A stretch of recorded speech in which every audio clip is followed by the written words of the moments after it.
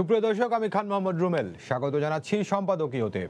শুরু হলো গণমানুষের করোনার টিকা প্রয়োগের আনুষ্ঠানিক যাত্রা। সাধারণ মানুষকে টিকা প্রয়োগের প্রথম দিনে ছিল অনেকটা উৎসব মুখর পরিবেশ।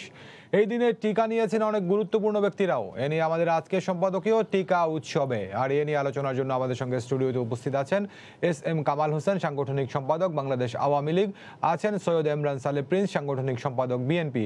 এছাড়া অনলাইনে আমাদের সঙ্গে যুক্ত আছেন ডাক্তার মুশতাক হোসেন, উপদেষ্টা আইইডিসিআর ও কার্যনির্বাহী পরিষদ সদস্য বিএমএ।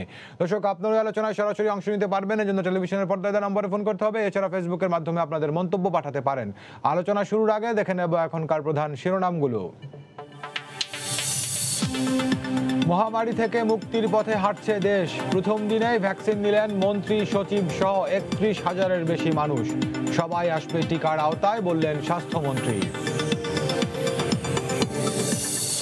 রোটা নিয়ে বিরোধের জেরে ছাত্রলীগের নির্যাতনের শিকার ঢাকা মেডিকেলের ইন্টার্ন চিকিৎসক, জীবন নিয়ে শঙ্কা।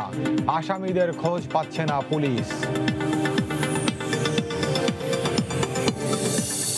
চট্টগ্রামে ২৫ ভরি স্বর্ণালংকার চুরি করা সৈক্কাই সুনামগঞ্জের বালু ব্যবসায়ী শফিকুল। ধানমন্ডির রাপা প্লাজায় জুয়েলারি দোকান থেকে ৫০০ ভরি স্বর্ণ লুট।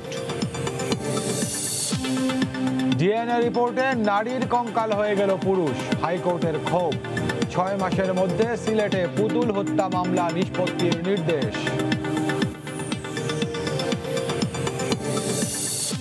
এবং টাইগারদের হাত থেকে অবিশ্বাস্যভাবে চট্টগ্রাম টেস্ট ছিনিয়ে নিল ক্যারিবীয়রা। স্টেডিয়াম থেকে আটক ৩ ভারতীয় জুয়ায় জড়িত, প্রাথমিক তদন্তে পুলিশ, বিসিবির মামলা। দর্শক, শিরোনাম দেখছিলেন, মূল আলোচনায় যেতে চাই। বলছি আজকে আমাদের আলোচনার শিরোনাম টিকা উৎসবে। যেটি বলছিলাম শুরুতেই, যে আজকে থেকে সাধারণ মানুষের মধ্যে করোনার টিকা প্রয়োগ শুরু হয়েছে, চলবে পর্যায়ক্রমিকভাবে, সবার মধ্যেই সবাই টিকার আওতায় আসবেন। এগুলো সহ রাজনীতির অন্যান্য সমসাময়িক বিষয় নিয়ে আজকে আমরা আলোচনা করব। শুরুতে যুক্ত হতে চাই সৈয়দ ইমরান সালে প্রিন্স, আপনার সঙ্গে। আমরা বলছিলাম যে টিকা উৎসবে সাধারণ মানুষের মধ্যে আজকে থেকে প্রয়োগ শুরু হয়েছে। এখন পর্যন্ত স্বাস্থ্য অধিদপ্তর থেকে যে তথ্য, যে আজকের দিনে ৩১,১৬১ জন মানুষ টিকার আওতায় এসেছেন। দেশব্যাপী শুরু হয়েছে, দেখছিলাম যে অনেক মানুষজনই উৎসব মুখর পরিবেশে দিয়েছেন। তো এই টিকা উৎসবে বিএনপি নেই কেন? অর্থাৎ আজকে অনেক মন্ত্রী, এমপি থেকে শুরু করে গুরুত্বপূর্ণ ব্যক্তিদেরকে নিতে দেখা গেছে, আপনারা কেউ নেননি। দেখুন, আজকে যে আপনার টিকা উৎসবের কথা বলছেন, আমরা কিন্তু সেই উৎসবটা দেখতে পাইনি। আপনি সরকার যে রেজিস্ট্রেশন করিয়েছে ১৭ কোটি এই দেশে, ১৭ কোটি মানুষের এই দেশে রেজিস্ট্রেশন হয়েছে ৩ লাখের কিছু বেশি। তো গত ১২ দিন বা ১৪ দিনের যে প্রচারণায় সরকারের এই যে মানুষকে উদ্বুদ্ধ করার যে বিষয়টি, এটা একেবারে অনুপস্থিত ছিল। আমরা বলেছি যে মানুষের মধ্যে এই টিকা নিয়ে যে সংশয় এবং সন্দেহ আছে, এই টিকা নিয়ে সংশয় এবং সন্দেহ দূর করতে সরকারকে বলেছিলাম, এবং সেই জন্য আমরা কিছু প্রস্তাবও দিয়েছিলাম। কিন্তু সরকার সেই প্রস্তাবে কর্ণপাত করে নাই। বরঞ্চ গত এই ১০-১২ দিন বা ১৪ দিনে আমরা কিন্তু সরকারের পক্ষ থেকে সেরকম কোনো প্রচারণাও দেখিনি, যে কারণে মানুষের মধ্যে একটা অনীহা আছে। এবং আমরা জেনেছি যে আজকে সরকারের নাকি ৩ লাখ টার্গেট ছিল। সেই ৩ লাখের মধ্যে আজকে ৩১,০০০ কত দিয়েছে, মানে ১০ ভাগের ১ ভাগ, টার্গেটের 10 ভাগের 1 ভাগ আজকে আপনার এখানে টিকা দিয়েছে।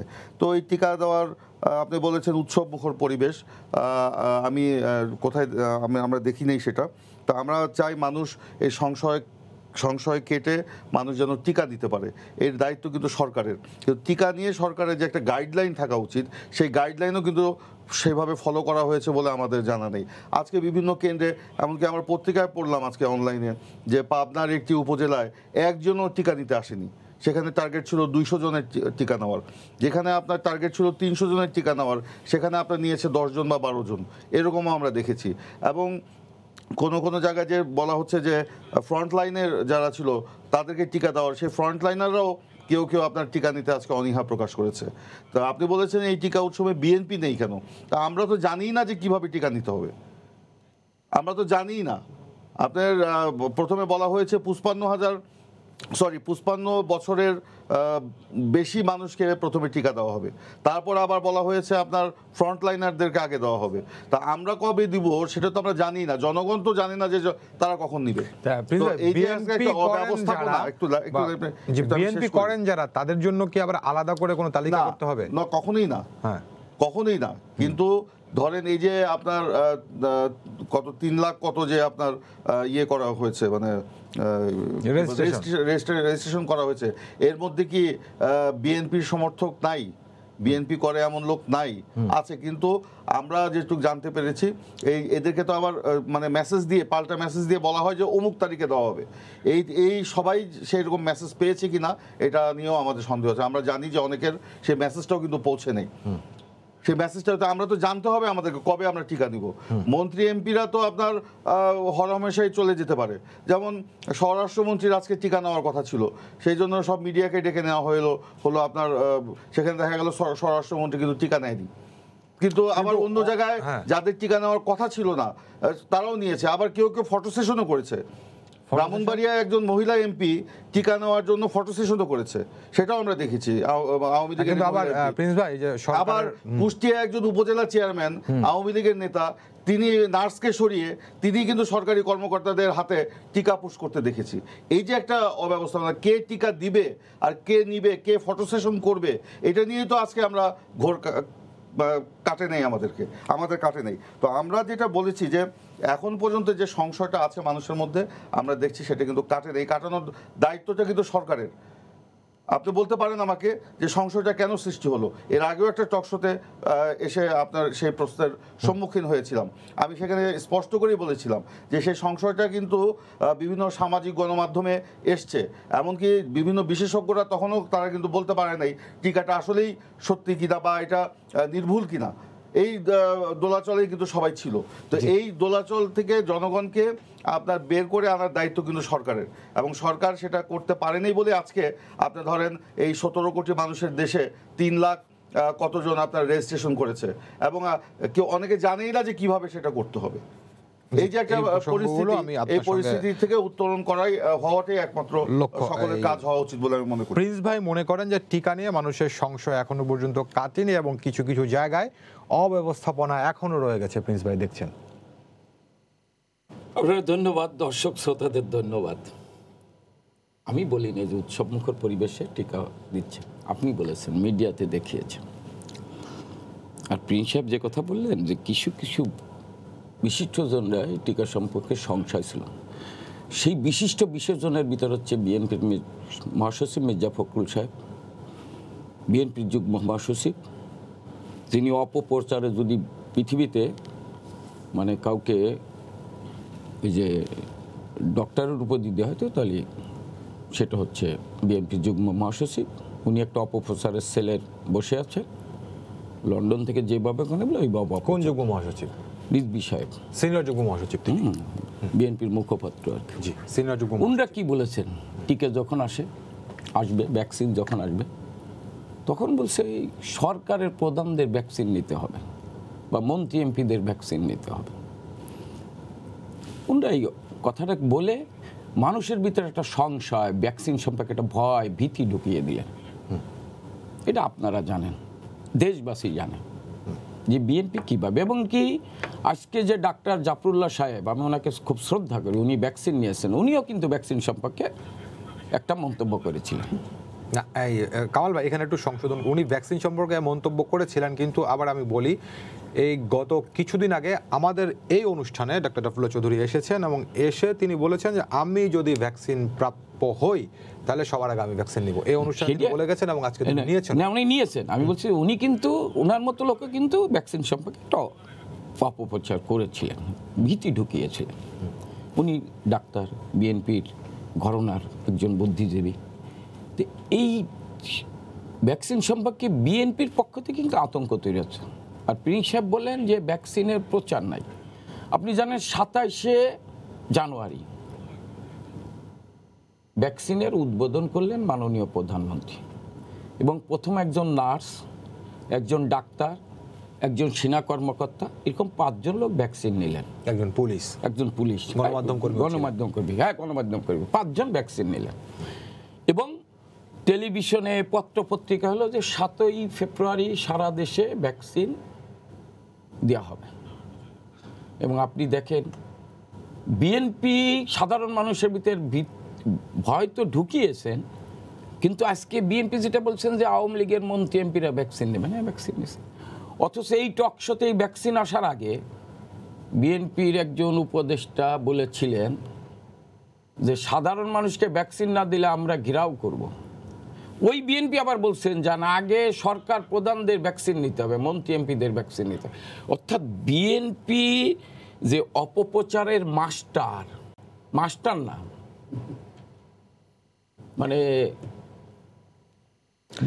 কামাল ভাই, আপনি বলছেন যে বিএনপি অপপ্রচার করেছে, বিএনপি আতঙ্ক ছড়িয়েছে। না, আপনি বলছেন আপনার ভাষ্য, তাহলে বিএনপি যদি আতঙ্ক ছড়ায়, বিএনপি যদি অপপ্রচার করে, সেটার পাল্টা সরকারের তরফে যতটুকু করা দরকার সরকার কি করতে পেরেছে? সরকার করছে। আজকে সমস্ত মিডিয়া জানে যে আজকে ভ্যাকসিন এর কার্যক্রম শুরু হবে সারা দেশে, এবং শুরু হয়েছে। মানুষ যাচ্ছে, মানুষ সাহস জোগানোর জন্য। আমি জানি যে বিভিন্ন ডিস্ট্রিক্ট লেভেলে মেয়ররা ভ্যাকসিন নিচ্ছেন, এমপিরা ভ্যাকসিন নিচ্ছেন, মন্ত্রীরা ভ্যাকসিন নিচ্ছেন, যে সাধারণ মানুষের ভিতরে যে ভয়, সেই ভয়টা কাটিয়ে ওঠার জন্য এখন সাধারণ মানুষ তাদের ভ্যাকসিন গ্রহণ করবে। যেহেতু সে দেখছে যে আওয়ামী লীগের নেতা ভ্যাকসিন নিচ্ছে, মন্ত্রী এমপিরা ভ্যাকসিন নিচ্ছে, তা তারা যখন ভ্যাকসিন নিয়ে সুস্থ আছে, বিএনপি যেটা করেছে, বিএনপি তো সারা জীবনই অপপ্রচার করে, মিথ্যা কথা বলে। ধরুন অপপ্রচার এই সরকারের বিরুদ্ধে আমি যদি বলি, শুধু ভ্যাকসিন না, যখন করোনা হয় তখন অপপ্রচার, যে প্রচুর লোক না খেয়ে মারা যায়, আল্লাহর রহমতে একজন লোক না খেয়ে মারা যায়নি। আবার দেখেন যখন দেশটা এগিয়ে যাচ্ছেন, দেশটা একটা স্থিতিশীল অবস্থায় আছে, দেশের মানুষ যখন এগিয়ে যাচ্ছে, মাননীয় প্রধানমন্ত্রী করোনার মধ্যে যখন এক সেট নতুন বই দিচ্ছে গ্রামের সাধারণ মানুষের হাতে, মাননীয় প্রধানমন্ত্রী যখন আপনার যাদের জমি নাই 67,189টি পরিবারের হাতে ঘর দিচ্ছেন, জমি দিচ্ছেন, সেই মুহূর্তে বিএনপির ঘরানার ষড়যন্ত্রকারীরা, জামাত শিবিরের ষড়যন্ত্রকারীরা আল জাজিরার সামনে এনে বাংলাদেশের মানুষকে অন্যদিকে ভয় ঢুকানোর চেষ্টা করছে।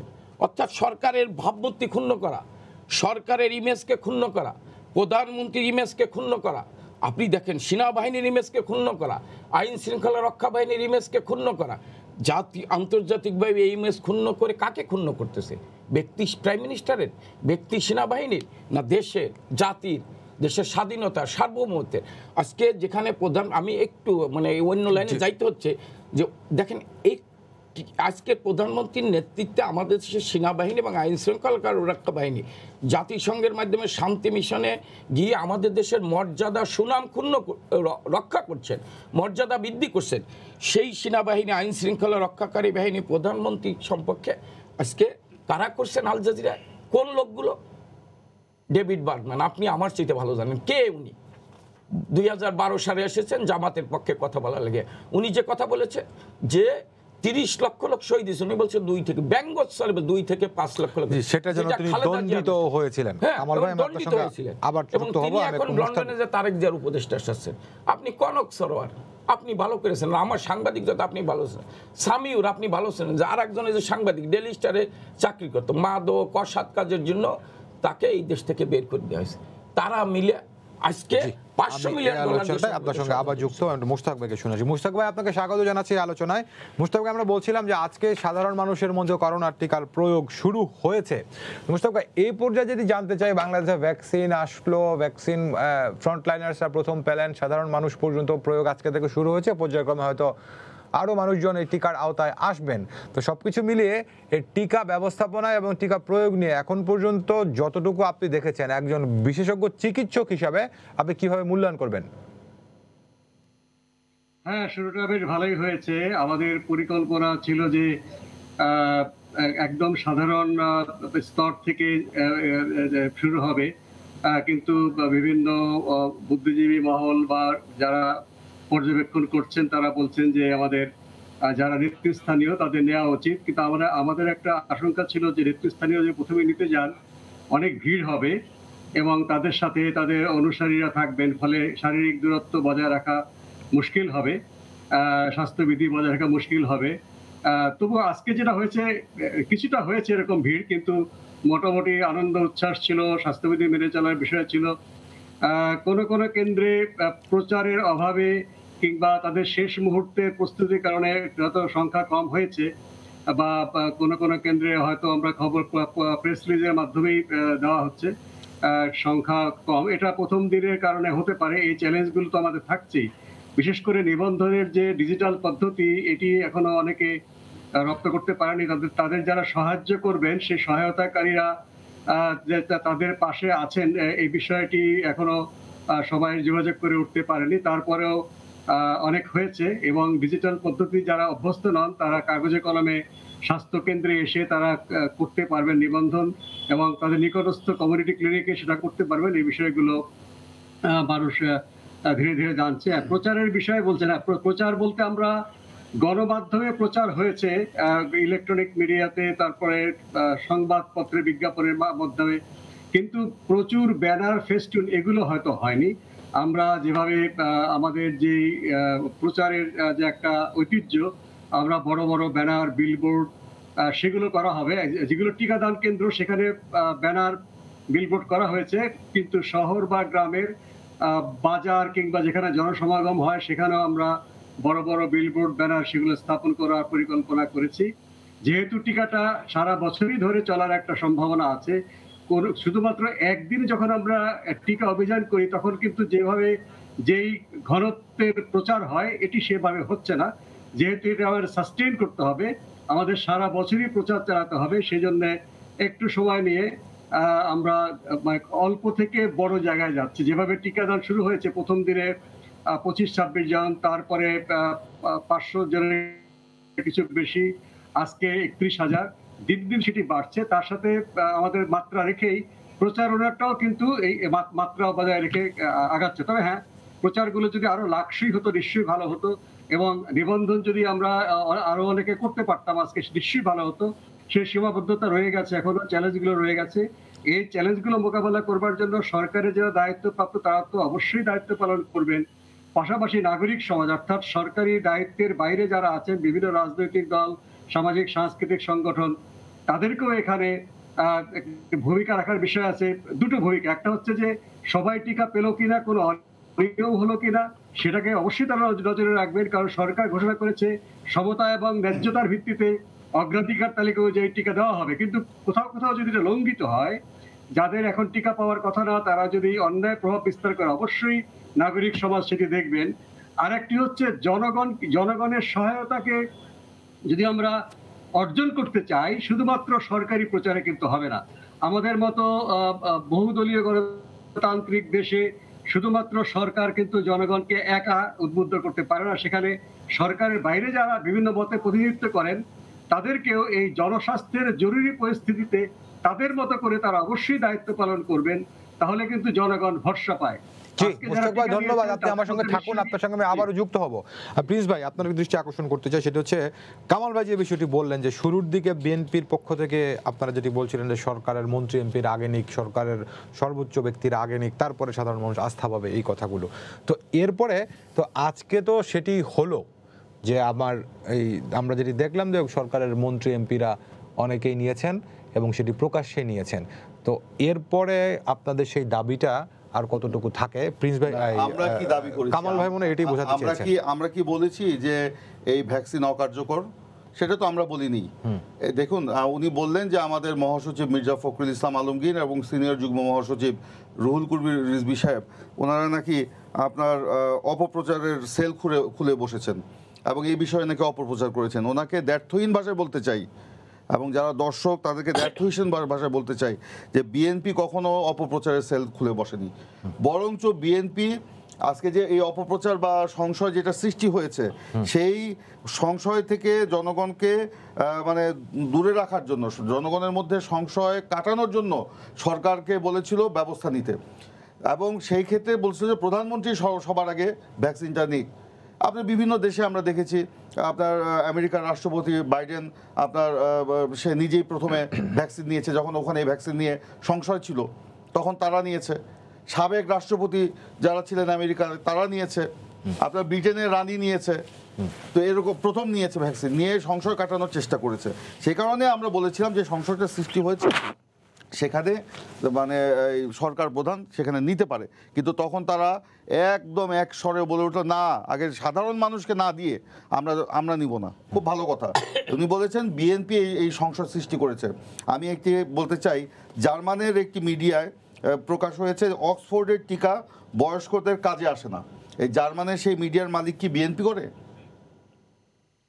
এরকম তো সামাজিক গণমাধ্যমে অনেক কিছু দেখেছি। ভারতে আপনার টিকা নিয়ে আপনার মানে প্রায় 1000 লোক অসুস্থ হয়ে পড়েছে, 3 জন না 4 জন লোক মারা গেছে। তাদের এইগুলো তো সামাজিক গণমাধ্যমে এসছে, মূলধারার গণমাধ্যমে এসেছে। তো এই যে পরে যে সংশয়টা, সামাজিক গণমাধ্যমকে আপনি কতটুকু গুরুত্ব দেন? শুনেন, সামাজিক গণমাধ্যমকে মানুষ তখনই গুরুত্ব দেয় যখন মূলধারার গণমাধ্যমের উপর মানুষের কোনো আস্থা থাকে না।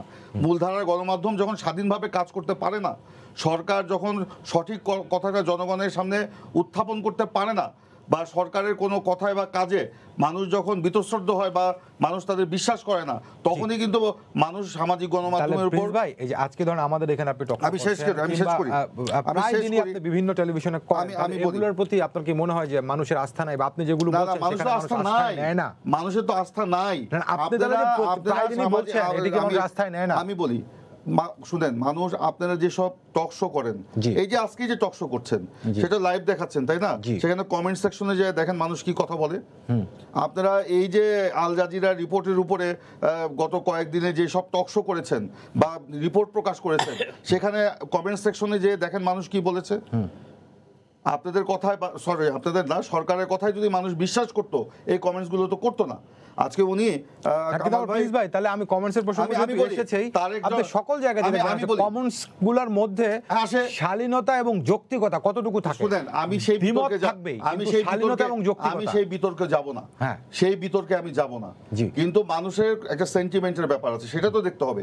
আপনি যে আমাদের কামাল ভাই বললেন ডেভিড বার্গম্যান নাকি এখন তারেক জিয়ার উপদেষ্টা, উনি এটা কোথায় পেলেন? এখানে আপনার এই যে অপপ্রচার, এই অপপ্রচার তো নিজেরাই করতেছে, নিজেরাই সেল খুলে বসেছেন। যখনই আওয়ামী লীগের বিরুদ্ধে, আওয়ামী লীগের সরকারের বিরুদ্ধে দেশে বিদেশে বিভিন্ন রিপোর্ট বা খবর প্রকাশিত হয়, তখনই বলেন যে বিএনপি তারেক জিয়ার এটা অপপ্রচার, তারেক জিয়ার অপপ্রচার। আজকে উনি আল জাজিরার কথা আমি এখানে উত্থাপন করতে চাই নাই, উনি উত্থাপন করেছেন। তা আল জাজিরার রিপোর্ট যখন প্রকাশ হলো, এই অল আর প্রাইম মিনিস্টার্স ম্যান, মানে সবাই প্রধানমন্ত্রীর মানুষ বলে যে রিপোর্ট দীর্ঘ 1 ঘন্টা 20 সেকেন্ডের যে রিপোর্টটা প্রতিবেদনটা প্রকাশ হলো, সেখানে হওয়ার পরপরই সরকার এটাকে একেবারে পররাষ্ট্র মন্ত্রণালয় থেকে প্রত্যাখ্যান করলো। এই রিপোর্টের কোনো সত্যতা নাই, এই রিপোর্ট আপনার সঠিক না, একেবারে প্রত্যাখ্যান করে দিল। আইএসপি এর থেকেও এটা প্রত্যাখ্যান করলো, আরও কিছু কথা সেখানে সংযোগ করা হলো।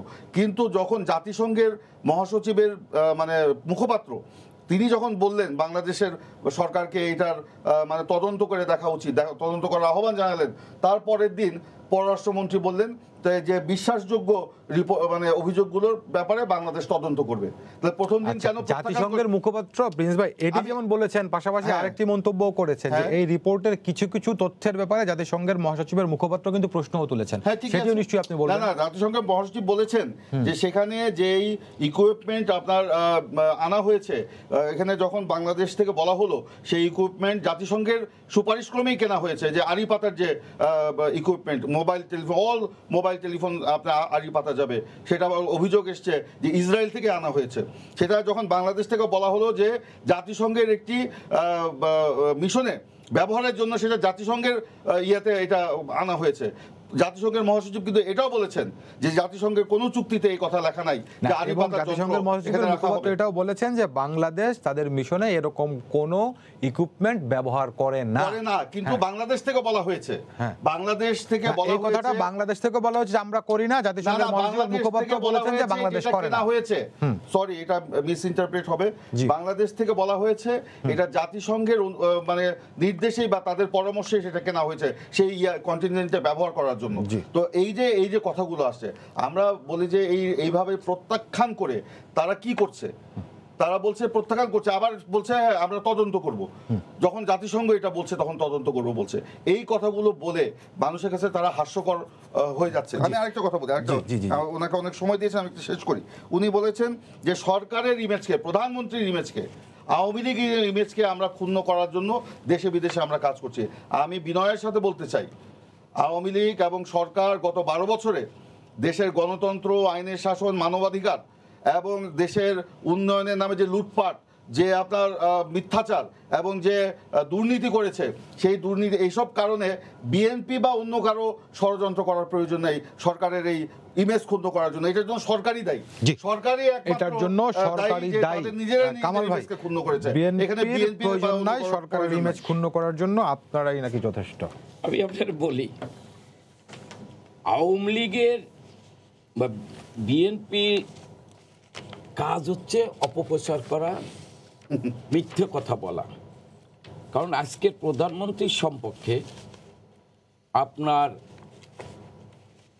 যে কথা বলছেন, দেখেন আজকে গণতন্ত্রের কথা বলছেন, 5টি মানদণ্ডে ইকোনমিক্স ইন্টেলিজেন্স ইউনিট IU তারা 5টি মানদণ্ডে বাংলাদেশের গণতন্ত্রের ব্যাপারে বলছে যে অতীতের চেয়ে বাংলাদেশের গণতন্ত্র আরো 4 ধাপ এগিয়ে আছে। এটা আমার কথা না, উনি যেটা বললেন যে দি স্ট্যাটিক্স, তারা আজকের প্রধানমন্ত্রীকে বিশ্বের 2য় সেরা প্রধানমন্ত্রী হিসেবে আখ্যায়িত করছে। উনি যেটা বললেন IRI বলছেন 83% লোক আজকের প্রধানমন্ত্রীর প্রতি সমর্থন আছে। আপনাদের এই টেলিভিশন, আপনি অথবা ইডা ভাই বলছিল যে আরেকটি সংস্থা, তারা বলছেন 86% লোক মনে করে যে দুর্নীতি দমনের ক্ষেত্রে আজকের প্রধানমন্ত্রী, দুর্নীতি দমনের ক্ষেত্রে প্রধানমন্ত্রী হচ্ছে দুর্নীতি দমনের বিপক্ষে তার অবস্থান। মানুষ মনে করে প্রধানমন্ত্রী চায় দুর্নীতি বন্ধ হোক। তারপরে কি দুর্নীতি বন্ধ হয়েছে? দুর্নীতি হয়, আমি বলি না যে দুর্নীতি হয় না। উনি যেটা বললেন আইনের শাসন। কামাল ভাই, এখানে যে প্রশ্ন, প্রধানমন্ত্রী অবশ্যই চান, কিন্তু প্রধানমন্ত্রীর চাওয়াটাকে যারা এগিয়ে নেবেন তারা কতটুকু প্রধানমন্ত্রী স্পিডের সঙ্গে চলতে পারেন বলে আপনার মনে হয়? আমি মনে করি প্রধানমন্ত্রীর স্পিডের সাথে অনেকেই চলে না, দুর্নীতি হচ্ছে। আমি অস্বীকার করি না দুর্নীতি, আমি বিএনপির মতো অস্বীকার করব না।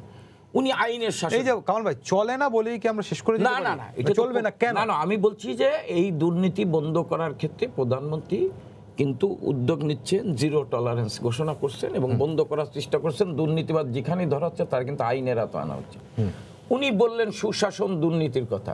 আমি শুধু একটা কথা বলি, উনারা তো সেই দলের নেতা, উনারা যখন ক্ষমতা ছাড়েন, উনারা জীবনে ক্ষমতা ছাড়েন নাই। আপনি দেখেন বাংলাদেশের ইতিহাসে বিএনপি কোনোদিন ক্ষমতা ছাড়ে নাই। জনগণ লড়াই সংগ্রাম করে জনগণের তোপের মুখে ক্ষমতা ছাড়তে বাধ্য হয়েছে। বঙ্গবন্ধুকে হত্যা করার পর একমাত্র আজকের প্রধানমন্ত্রী 2001 সালে শান্তিপূর্ণভাবে ক্ষমতা হস্তান্তর করেছে। আমি চ্যালেঞ্জ করলাম, মিথ্যে কথা বলে রাজনীতি ছাড়িয়ে দেবো। আর কেউ ছাড়ে নেই, সবাইকে আন্দোলন থেকে নামায়। 2006 বিএনপি ক্ষমতা ছাড়েনি? 2000 না, 2006 বিএনপি ছাড়লো, আন্দোলন করে নামানো লাগছে।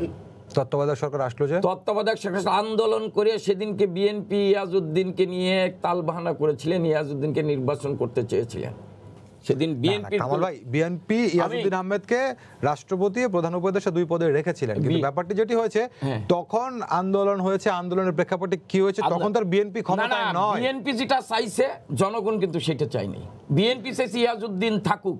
আমি আপনাকে বলি না, বিএনপি চেয়েছে ইয়াজউদ্দিন থাকুক, কিন্তু বিএনপি তখন কিন্তু ক্ষমতায় নেই। বিএনপি শান্তি, মানে বিএনপি চাইছে ইয়াজউদ্দিন থাকুক। হ্যাঁ, চেয়েছে, কিন্তু বিএনপি তো ক্ষমতার বাইরে গিয়ে ইয়াজউদ্দিনকে ক্ষমতা রাখতে চেয়েছে।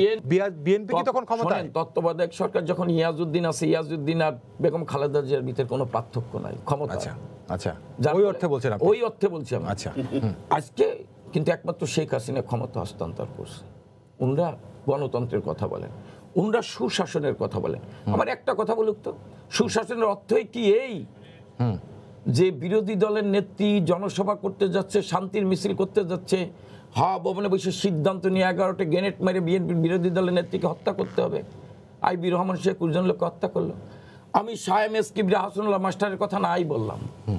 উনাদের নেতা ছিল বি চৌধুরী, বিএনপির প্রতিষ্ঠাতা। বিচারা কি অপরাধ করছিল?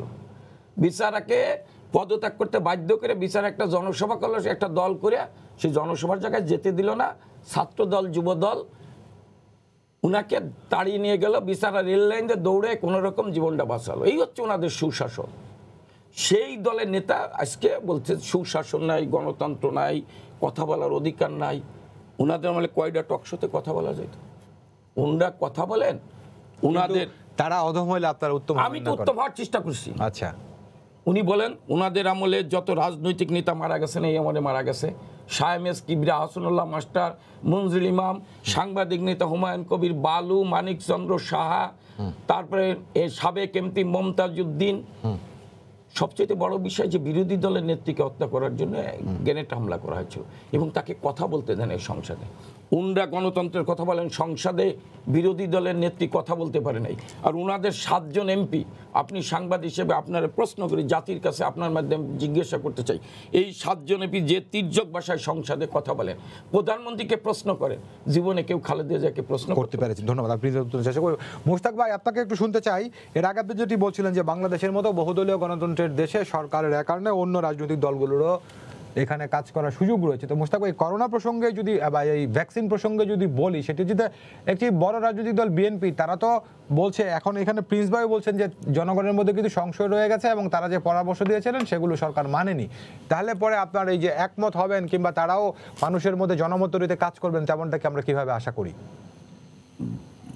সংশয় রয়েছে, যারাই বলছেন তারাই সংশয় দূর করবার জন্য কাজ করবেন বা কাজ করছেন, সেটি নিশ্চয়ই ধরে নেওয়া যায়। কারণ সংশয় তো সত্যি না। এবং আমরা দেখেছি যে বিভিন্ন এই সংশয়টা তৈরি বাংলাদেশের ভেতরে যেমন বাংলাদেশের বাইরেও কিন্তু সংশয় রয়েছে, এবং বাংলাদেশের বাইরের সংশয়গুলো নানা মাধ্যমে সামাজিক মাধ্যম বা প্রিন্ট মিডিয়াতে বা বিভিন্নভাবে আসছে।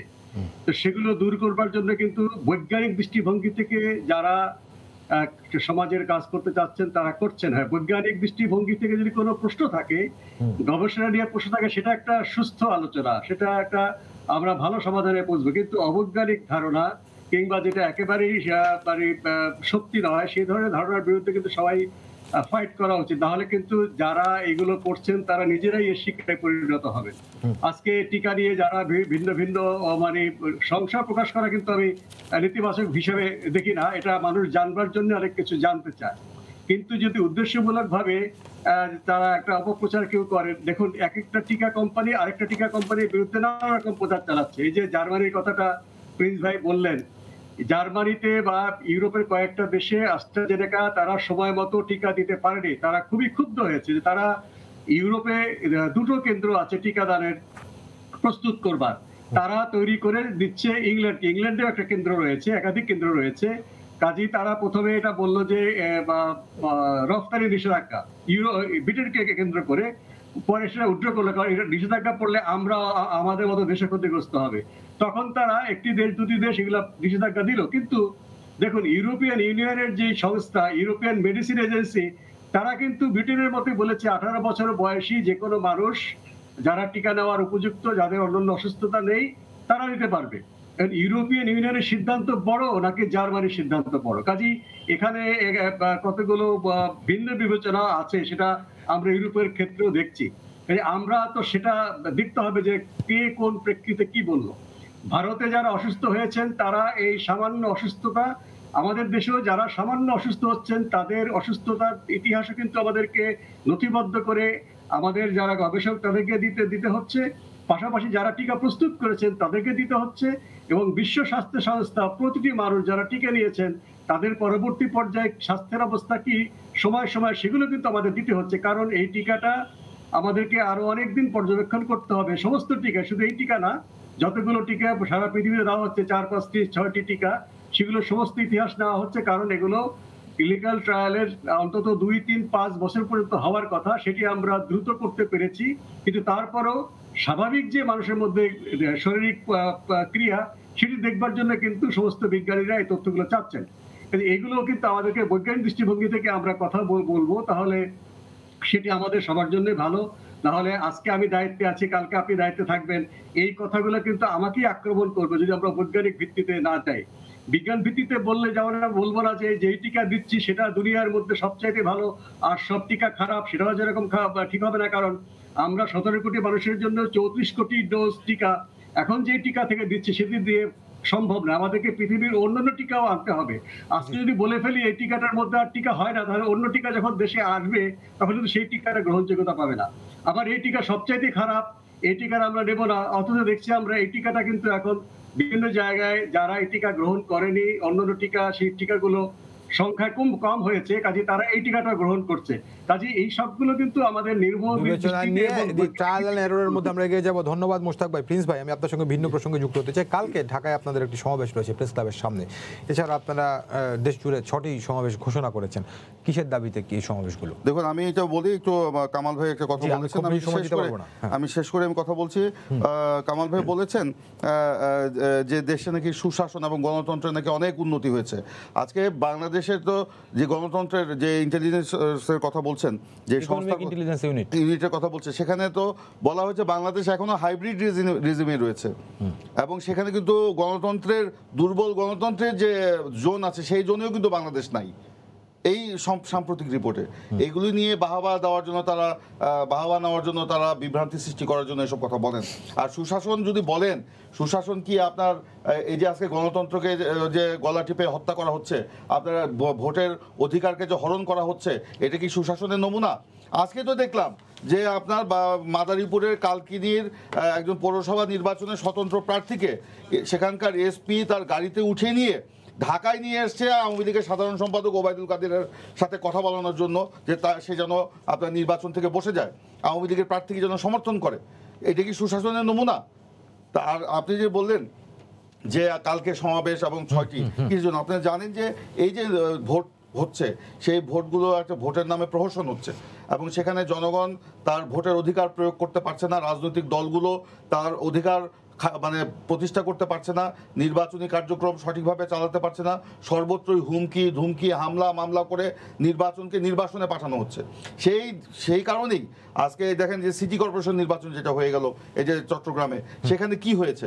সেখানে 4 জন মানুষের প্রাণহানি হয়েছে, রক্তাক্ত হয়েছে, এবং আমাদের নেতা কর্মীদেরকে মিথ্যা মামলায় জর্জরিত করে এলাকা ছাড়া করা হয়েছে।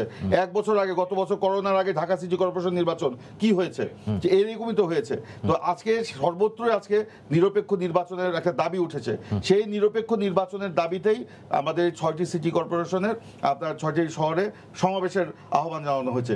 সেই আহ্বান জানানো মাত্রই আওয়ামী লীগের পক্ষ থেকে আওয়ামী লীগের সুযোগ্য মহাসচিব সাধারণ সম্পাদক ওবায়দুল কাদের সাহেব তিনি বলে উঠলেন যে এই দেশের বিরুদ্ধে ষড়যন্ত্র হচ্ছে, সেই জন্য এই মহাসমাবেশ, এবং সেখানে আপনার নাকি সন্ত্রাস চালানো হবে, দেশকে অস্থিতিশীল পরিস্থিতি সৃষ্টি করা হবে। তো ওনার কথাতেই তো বোঝা যায় দেশে আজকে আইনের শাসন নাই, গণতন্ত্র নাই, সেখানে মানুষের কথা বলার কোনো অধিকার নাই, রাজনৈতিক কর্মসূচি পালনের কোনো অধিকার নাই। এটা তো আমাদের কর্মসূচি পালনের অধিকার নেই বলছেন প্রিন্স ভাই। সম্প্রতি আপনারা প্রেস ক্লাবের সামনে বেশ করে সমাবেশ করেছেন, কালকেও একটি দেখেছেন, অধিকার নেই, এখন পর্যন্ত অনুমতি দেওয়া হয়নি। আচ্ছা, এখন পর্যন্ত সেই সমাবেশ প্রেস ক্লাবের সামনে আপনারা যে সমাবেশগুলো করেছেন, মানববন্ধন ঘোষণা ছিল, পরবর্তীতে সেটি সমাবেশের রূপ নিয়েছে, সেই জায়গাগুলো কি অনুমতি নিয়ে করেছিলেন? অবশ্যই। আমরা আগে অনুমতি চাই। আমাদেরকে যেদিন সমাবেশ হয় সেদিন সকাল 8টার সময় বা 9টার সময় বলা হয়, সেখানে সীমিত আকারের লোক নিয়ে একটি মাত্র মাইক ব্যবহার করে সেই সমাবেশ বা মানববন্ধন করেন। তো সেইখানে দেখা গেল যে সেই মানববন্ধন আর মানববন্ধন থাকে না, জনগণের ঢল নামে সেই প্রোগ্রাম বলেছে। সেখানে আপনি যেটা বলেছেন মানববন্ধনের জায়গায় আমরা সমাবেশ করেছি, ওই কারণেই তো হয়েছে। আমরা 3 ঘন্টা 2 ঘন্টার নোটিশে আমরা সেখানে সমাবেশ করতে হয়েছে। এটা শুধু প্রেস ক্লাবের সামনে না, নয়াপল্টন বলেন বা যেখানেই আমরা করি দেওয়া হয় না। 2 ঘন্টা আগে বলা হয় মানুষের ঢল নামে, তাহলে 2 ঘন্টা 3 ঘন্টা তো কোনো ব্যাপার না, ঢল তো নামেই, অবশ্যই নামে। কিন্তু এই যে তারা আটকে রাখছে বিভিন্ন শর্তের আবরণে, বিভিন্ন চাপে রেখে আমাদের কর্মসূচি করার ক্ষেত্রে তারা প্রতিবন্ধকতা সৃষ্টি করছে, এখানেই তো প্রমাণ হয় দেশে আজকে গণতন্ত্র নেই। জি, প্রিন্স ভাই বলছেন দেশে গণতন্ত্র নেই এবং সুশাসনও নেই। গণতন্ত্র আছে, গণতন্ত্র নাই বিএনপির ঘরে। গণতন্ত্র বিএনপির ঘরে নেই, বিএনপি গণতন্ত্র কি সেটা বোঝেও না, জীবনে গণতান্ত্রিকভাবে কোথাও কিছু করেন নেই। কেন তারা যে 91 থেকে 2 বার 91 আমরা আইছে 2001 সালে আইছে, আমরা বলছি সূক্ষ্ম কিভাবে আইছে সেদিন আমরা জানি। ওনাদের যাত্রা শুরু হয়েছে মিডিয়া কুর মাধ্যমে, মিডিয়া কুর যেটা এটা ওনাদের যাত্রা শুরু হয়েছে ওর ভিতর দেওয়া, এই হচ্ছে ওনাদের গণতন্ত্র। উনি বিভিন্ন সিটি কর্পোরেশনে হ্যাঁ, চট্টগ্রাম সিটি কর্পোরেশনে লাশ হয়েছে, সেটা বিদ্রোহী প্রার্থী আর দলীয় সমর্থিত প্রার্থীদের ভিতরে। কিন্তু ওই সিটি কর্পোরেশন ওনাদের একজন প্রার্থী সন্ত্রাসী দিনে আপনি জানেন ইভিএম ভোট বাক্স ভাঙচুর করেছেন, ছিনতাই করার চেষ্টা করেছেন। বাংলাদেশের নির্বাচন আমি এটুকু বলতে পারি যার নির্বাচনে কিছু ত্রুটি আছে, নির্বাচনে ভোটার সংখ্যা কিন্তু সিটি পৌরসভা নির্বাচনগুলো মানুষ ভোট কেন্দ্রে যাচ্ছে, বিএনপির এত অপপ্রচার, মিথ্যা কথার মধ্যে দিয়ে, এত নেগেটিভ কথার মধ্যে দিয়ে মানুষ ভোট কেন্দ্রে যাচ্ছে। উনি যেটা বলছেন সমাবেশ উনরা করতে পারছেন, কিন্তু সমাবেশের নামে উনরা যখন বাসে গান পাউডার দিয়ে বাসে আগুন ধরিয়ে দেবে, তার উদাহরণ তো আপনি জ্বলন্ত উদাহরণ। উত্তরা নির্বাচনের সময় ওনারা পার্টি অফিসের সামনে সমাবেশ করে, সমাবেশ বড় হয়েছিল, পুলিশ তো বাধা দেয়নি।